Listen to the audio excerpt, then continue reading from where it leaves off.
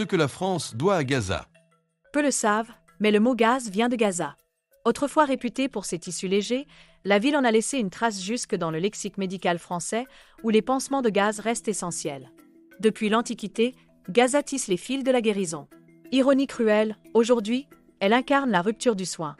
Alors que l'actualité ne nous montre d'elle que destruction et souffrance, cette même Gaza continue d'enseigner, mais cette fois sur l'effondrement des systèmes de santé, révélant à nu les dynamiques économiques qui transforment le soin en privilège de classe et la maladie en sentence sociale. Derrière le vacarme médiatique se dessine une réalité plus discrète, mais tout aussi instructive, celle d'un peuple contraint de réinventer ses conditions d'accès aux soins, exposant au passage les fragilités de nos propres systèmes. Gaza devient, malgré elle, un laboratoire involontaire de la santé publique en temps de crise. Un terrain d'étude sur ce qu'il reste du droit à la santé quand tout s'effondre. Le prix de la survie. Imaginez, et en ces temps de déficit public, ce n'est pas si difficile, imaginez que du jour au lendemain, vos frais de santé augmentent de plus de 50%. C'est exactement ce que vivent 70% des Gazaouis depuis l'automne 2023. Pas à cause d'une inflation globale, mais à cause d'une économie de guerre où un simple cachet devient denrée rare et chaque rendez-vous médical, un parcours d'obstacles. L'enquête de l'Université arabe américaine de Jenin, menée auprès de 658 Gazaouis entre février et mai 2024, dessine le portrait d'une population prise en étau entre des besoins de santé croissants et des moyens financiers qui s'amenuisent. Quand 30% des répondants qualifient leur fardeau financier de très élevé et 40% de élevé, nous ne parlons plus de statistiques, mais de drames humains quotidiens, de vie. L'inégalité face à la maladie. La crise sanitaire frappe, mais elle ne frappe pas tout le monde de la même façon. Le revenu devient un filtre cruel. Les plus pauvres sont souvent contraints de puiser dans leurs dernières économies, 40%, ou de dépendre de l'aide humanitaire, 25%. Là où l'offre de soins s'amenuise, 70% des résidents révèlent faire face à des pénuries de médicaments, 60% être confrontés à des prix exorbitants, 50% être affectés par une distribution défaillante et pour 20%, c'est juste un enfer quotidien. Les mécanismes de marché jouent à plein, excluant mécaniquement les plus vulnérables. Face à ces carences, les stratégies d'adaptation révèlent le degré de désespoir. 40% se contentent de médicaments de substitution, 25% reportent leurs soins, 10% s'approvisionnent au marché noir, 20% quémandent l'aide du NG. Certains n'ont d'autre choix que de se tourner vers des solutions risquées, avec les conséquences dramatiques que l'on imagine. Cette réalité nous rappelle une vérité universelle trop souvent oubliée, la santé n'est jamais un bien comme les autres. Plus de la moitié des habitants subissent ces pénuries de façon récurrente, 20% quotidiennement, 30% chaque semaine, 25% mensuellement. Curieusement, l'éducation ne protège pas comme on pourrait le croire. Certes, les plus instruits expriment une meilleure satisfaction globale.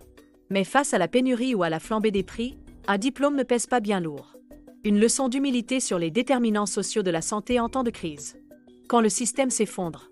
Ce qui se passe à Gaza n'est pas qu'un drame humanitaire.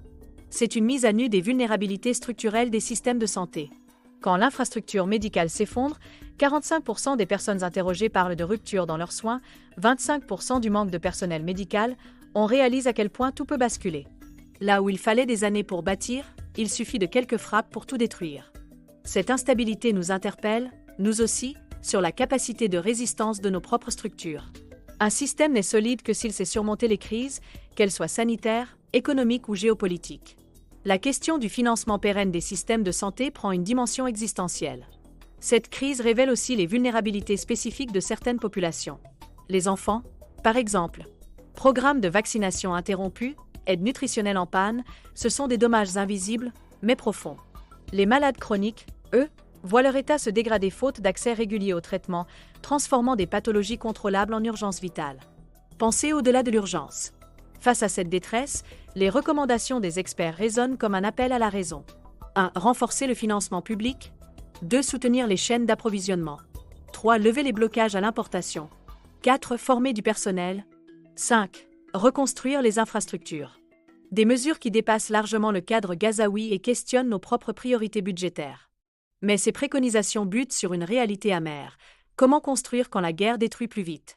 Même l'enquête citée ici, réalisée avant l'occupation de Rafah, est déjà dépassée. La situation s'est aggravée depuis. Les initiatives communautaires, bien que vitales, ne peuvent pallier ni l'absence d'État fonctionnel ni l'impuissance d'institutions internationales trop lentes. Au fond, cette crise ne pose pas que des questions logistiques. Au-delà du cessez-le-feu nécessaire, cette crise nous interpelle sur notre conception de la santé publique. Dans un monde interconnecté, Ignorer la fragilité d'un territoire revient à jouer avec sa propre sécurité. Miser sur la résilience des systèmes de santé, même lointains, n'est pas qu'un acte de solidarité. C'est une stratégie de survie collective. Une dette morale. L'histoire de Gaza nous enseigne que la santé ne peut être abandonnée aux seules logiques de marché. Quand 65% de la population subit des retards de soins et que seuls 35% jugent les services d'urgence satisfaisants, nous touchons aux limites de ce que peut endurer une société. Et si cette tragédie nous rappelait, à nous Français, combien nos systèmes de protection sont précieux, combien ils méritent d'être défendus, financés, consolidés. Elle nous invite aussi à repenser l'aide internationale. La solidarité ne peut plus se penser uniquement dans l'urgence. Elle doit s'incarner dans des choix politiques durables, dans des budgets, des infrastructures, des formations. Car derrière chaque chiffre, il y a une personne, un parent contraint de choisir entre nourrir sa famille et acheter des médicaments, un enfant privé de vaccins, un diabétique à court d'insuline. Des choix que personne ne devrait jamais avoir à faire, où que ce soit dans le monde. Un regard lucide sur les limites. Ces données, issues d'une enquête menée dans des conditions particulièrement difficiles, doivent être lues avec la prudence qu'impose tout contexte de guerre. Les chercheurs eux-mêmes reconnaissent les limites de leur étude, données incomplètes en raison de l'instabilité sécuritaire, biais potentiels des témoignages dus à la sensibilité du sujet, échantillonnage de convenances qui limitent la représentativité et questionnaires non prétestés. Il ne s'agit pas ici de tirer des liens de causalité définitifs, mais de reconnaître des dynamiques claires, des tendances lourdes. Et surtout, de mesurer à quel point la situation a pu empirer depuis. Ce que Gaza révèle n'est pas une exception. C'est un avertissement.